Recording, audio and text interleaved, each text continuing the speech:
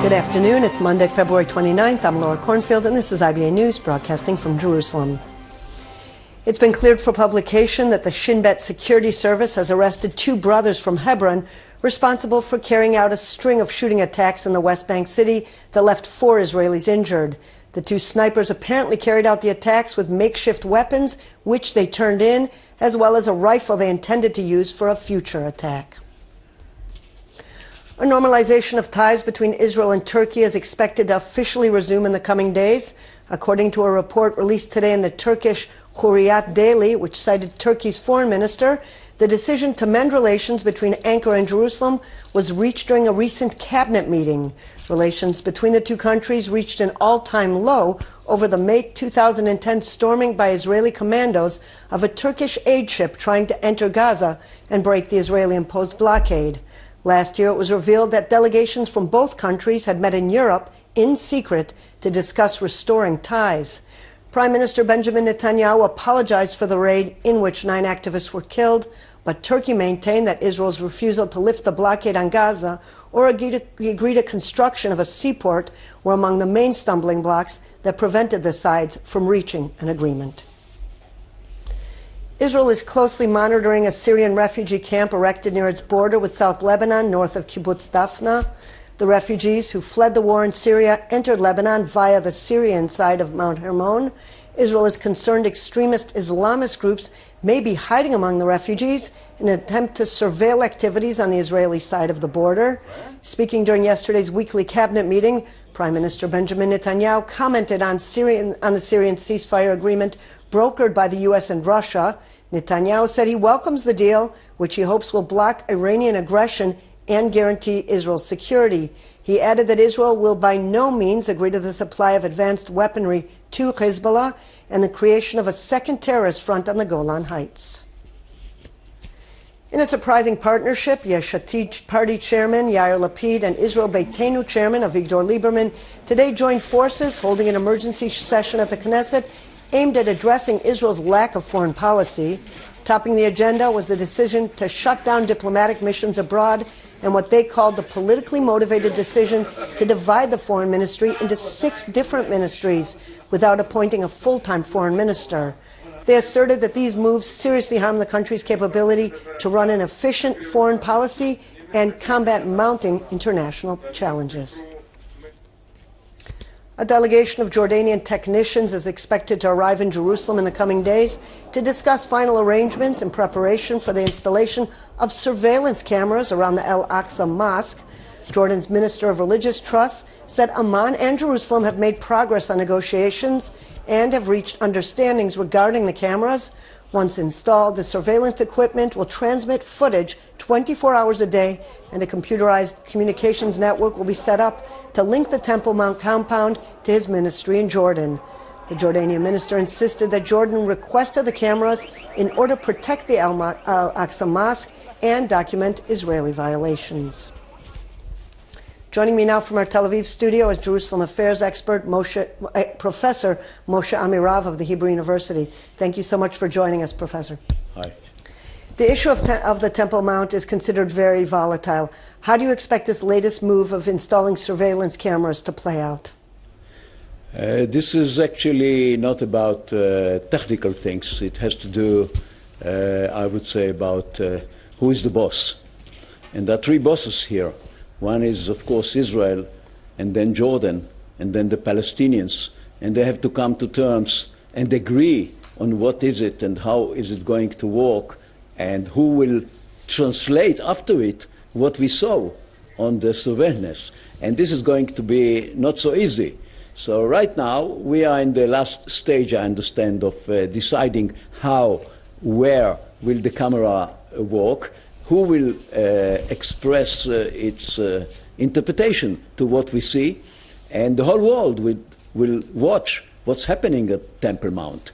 Not only the media, but also the Muslim world, because this is not only a Palestinian issue, and this is what I'm trying to tell many Israelis, that we are dealing here with a problem that has to do with 2 billion Muslims all over the world, who for them it's a well-known place They know the place. They are sure that the Israelis are going to build the temple soon, in a few months, maybe in a few years. And with this kind of, I would say, problem we are dealing, it's not a technical problem. Professor Amirav, for the past several months, Palestinians have been charging that the ongoing terror wave was a result of what they called Israeli attempts to change the status quo on the holy site. No matter what Israel does, it doesn't seem to be calming their concerns. Is this just an excuse?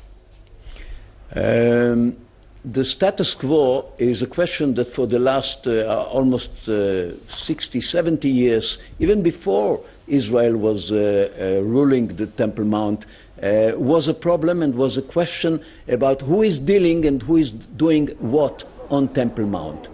Now, for millions of Muslims, it's first of all, it's the third of holiness in the world. And for them, the way they see it is, and I spoke with many Muslim leaders all over the world, and you know, intelligent people, they said, you Israelis, you really want to build the temple instead of our mosque. You are going to destroy the mosque, actually. This is what you have in the back of your mind. And I mean, it was intelligent people or professors in the university who really believed so. And it's very difficult to change this kind of concept. Now, in terms of day by day, of course, there was a status quo that they can prove it, that Israel changed the status quo. I mean, by Jews coming up, not just Jews, I mean ministers of the government, members of the Knesset, they did it in a kind of a very provocative way, coming again and again to Temple Mount, praying there, and speaking and even shouting that here we are going to build the temple, the Mikdash. So when they see all these provocations, and it's not a provocation of the Israeli government, but there were members of the Israeli government, two members of the Israeli government, who made it very easy for the Palestinians and for the Muslim world to say, here you see, the Israelis, they want to build the temple here. So we are in a kind of dilemma here that has to do with a concept that whatever we do, we will be in trouble in the next few months. Do you think, in fact, that the latest upsurge in violence that we're witnessing is actually the result of the lack of a diplomatic process? Yes, definitely. Definitely. This is the main reason why the whole area here is burning. And it started in Temple Mount. It went out to the Jerusalem and all over the West Bank. And we are speaking about, I call it the Intifada. I mean, and this is the third Intifada, because the Intifada, I would like to remind you, started the last Intifada because of Temple Mount. It was when Prime Minister Sharon went up to the mountain, it was a provocation. And the way they see it, the Palestinians, and not only the Palestinians, it's, I'm saying again, it's millions of Muslims. They see it as a provocation of the Israelis who wants to build the temple there. So I'm not so optimistic about how we would be able to have a kind of a quiet arrangement with cameras, with people coming, Jews, tourists, Muslims, up to this very voltage place, Temple Mount. The issue of Jerusalem finally always was and will remain a contentious issue, and Palestinians highlight the matter in their incitement videos. You've authored several books on the issue. What foreseeable solution do you propose to promote coexistence? The last time we had really a serious conversation with the Palestinians about Temple Mount and about Jerusalem was in Camp David 2000. I was there with Prime Minister Barak as his advisor on the issue of Jerusalem. And Faisal Husseini, the late Faisal Husseini, was the advisor on Jerusalem to Arafat. And actually the two of us, we came to agreement about Temple Mount and about Jerusalem. The problem was that the leaders of our nations didn't agree to the idea we brought. Faisal Husseini, he died a few years later, and myself. I as a Zionist, as an Israeli, and he is a Palestinian from a very noble family, and he and me actually came to the solution that I still think is the only solution, which is to divide the area that Wailing Wall will be for Israel with the Israeli flag. And up there on the mountain will be their temple, the mosque, and with the Palestinian flag. And if we don't agree on that, we will have again and again and more intifadas on this mountain. Professor Moshe Amirav from the Hebrew University, thank you so much for being our guest, as always. Thank you. In other news, 2 unarmed Palestinians who crossed into the southern Eshkol region from Gaza were arrested this morning by security forces. The army said that in recent days, 8 Palestinians were captured after illegally crossing into Israel, including 3 who were detained over the weekend, as they made their way in carrying IDF coats. Meanwhile, overnight in the Palestinian village of El Majid near Hebron, IDF engineering troops mapped out the home of terrorist Mahmoud Amro, who attempted to stab IDF reservist officer Eliav Gelman at the Gush Etzion junction last week. Gelman was killed when a bullet fired by soldiers at Amro accidentally struck him in the chest. It is unclear when the terrorist's home will be demolished.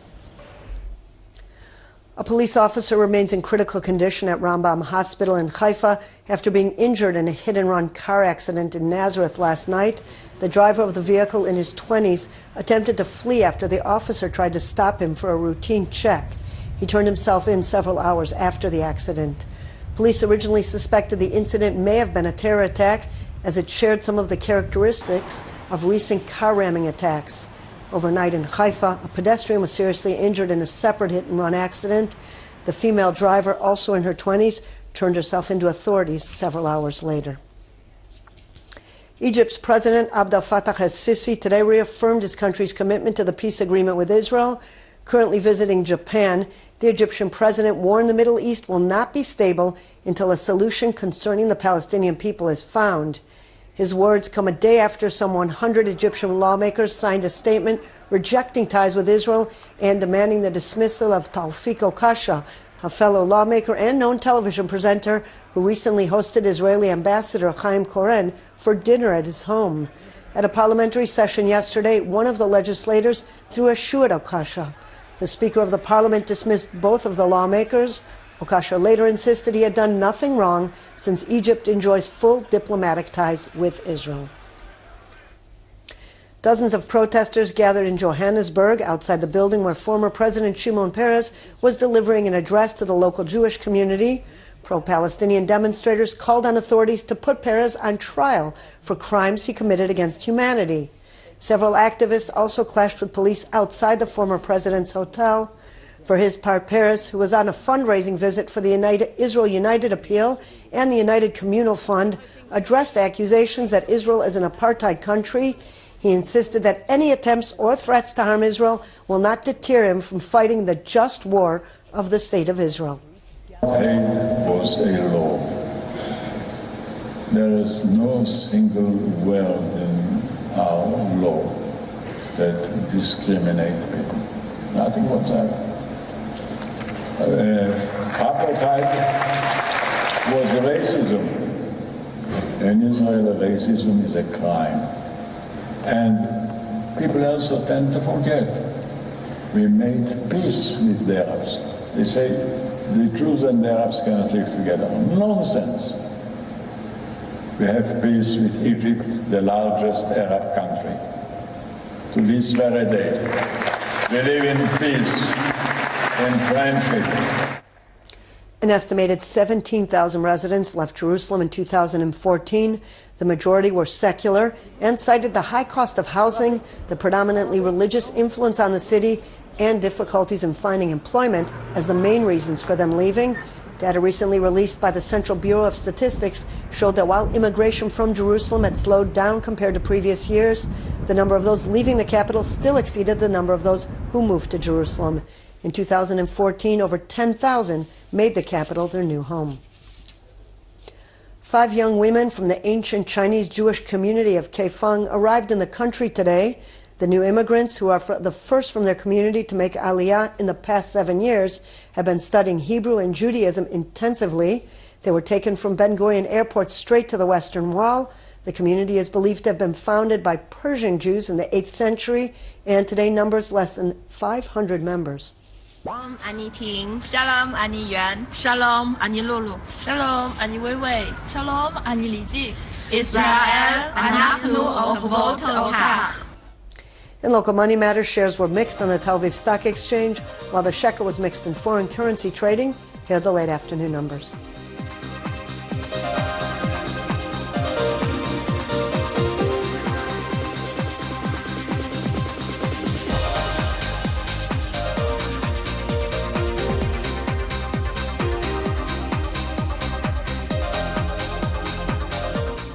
Turning to the weather, and the forecast is calling for yet another rise in temperatures. Sharav heat wave conditions are expected across the country. Here's a look at the highs and lows at home and abroad for the next 24 hours.